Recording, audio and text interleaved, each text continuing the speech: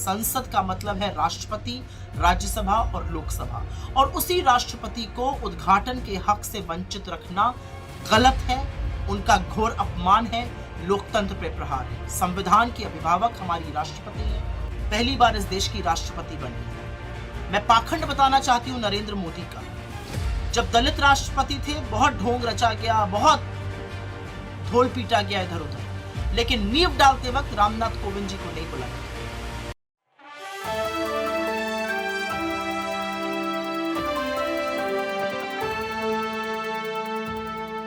नमस्कार, आप देख रहे हैं नेक्स्ट 9 न्यूज पॉलिटिकल बाइट और आपके साथ मैं हूं क्रांति सिंह।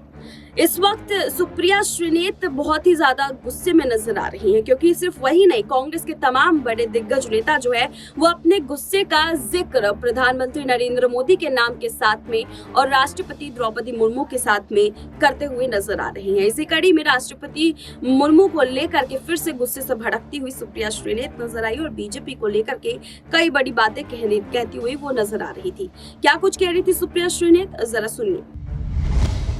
देश में नई संसद का इनॉग्रेशन होने जा रहा है। मोदी जी अपने कर कमलों से उसका उद्घाटन करेंगे और 19 पॉलिटिकल पार्टीज ने डिसाइड किया है कि इसका बहिष्कार किया जाएगा। ये बॉयकॉट सिर्फ बॉयकॉट के नाम पर नहीं हो रहा है, ये इसलिए हो रहा है क्योंकि ये लोकतंत्र पर बहुत बड़ा प्रहार है। और आपको समझाती हूँ कैसे। संविधान का अनुच्छेद 79 साफ तौर से कहता है कि संसद का मतलब है राष्ट्रपति, राज्यसभा और लोकसभा, और उसी राष्ट्रपति को उद्घाटन के हक से वंचित रखना गलत है, उनका घोर अपमान है, लोकतंत्र पे प्रहार है। संविधान की अभिभावक हमारी राष्ट्रपति है। लोकसभा और राज्यसभा को बुलाने का और प्रोरोग करने का अधिकार सिर्फ राष्ट्रपति के पास है। ऐसे ही नहीं, उनको प्रथम नागरिक बोला जाता है। और शायद ये गर्व की बात है कि एक अनुसूचित जनजाति की महिला पहली बार इस देश की राष्ट्रपति बनी है। मैं पाखंड बताना चाहती हूँ नरेंद्र मोदी का।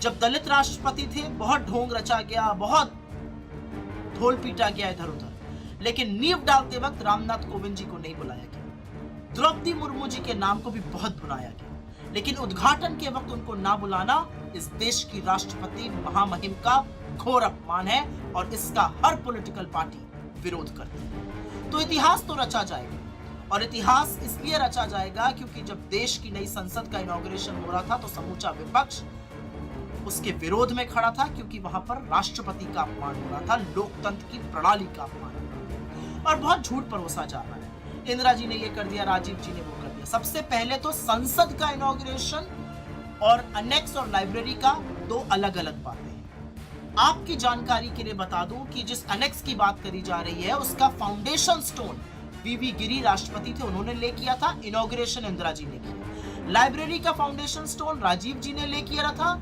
Inauguration KR. नारायणन जी ने किया। जब एक्सटेंशन हुआ अनेक्स का तो उसका फाउंडेशन स्टोन राज्यसभा के वाइस चेयरमैन हमीद अंसारी जी ने किया, और सोमनाथ चैटर्जी जी जो लोकसभा के स्पीकर थे उसका इनॉग्रेशन नरेंद्र मोदी जी ने बतौर प्रधानमंत्री किया।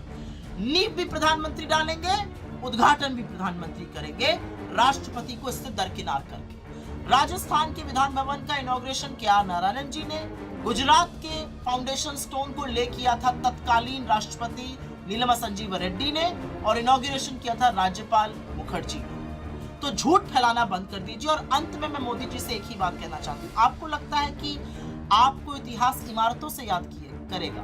इतिहास इरादों को याद करता है। इरादे पता है कैसे? 200 साल की ब्रिटिश हुकूमत के बाद IIT, AIIMS, ISRO, park, Indian research institute बनाने वाले इरादे, जय किसान जय जवान का नारा देने वाले इरादे, विश्व का भूगोल बदलकर पाकिस्तान के 2 टुकड़े करने वाले इरादे, 19वीं सदी की बात करते वक्त 21वीं सदी की नींव रखने वाले, सूचना की क्रांति लाने वाले इरादे, IT और टेलीकॉम रेवोल्यूशन की क्रांति लाने वाले इरादे, 1991 में विश्व के साथ भारत को जोड़कर हमारी इकोनॉमी को खोलकर रोजगार बनाने वाले इरादे, 2004 से 14 के बीच मनरेगा, खाद्य सुरक्षा अधिनियम, right to education, right to information, वो बुलंद इरादे। इससे इतिहास याद करता है। इमारतें तो सीमेंट और ईंट की होती हैं, और स्पेशली जब वो ईंटें अहंकार की हो तो इतिहास आपको महंगाई के लिए, बेरोजगारी के लिए, गरीबी के लिए, चीनी अतिक्रमण के लिए,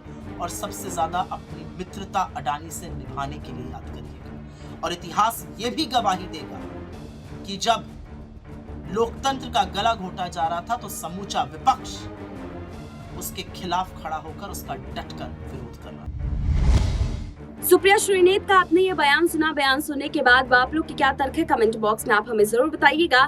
अभी के लिए बस इतना ही। देश दुनिया की तमाम बड़ी खबरों के लिए देखते रहिए नेक्स्ट 9 न्यूज पॉलिटिकल बाइट।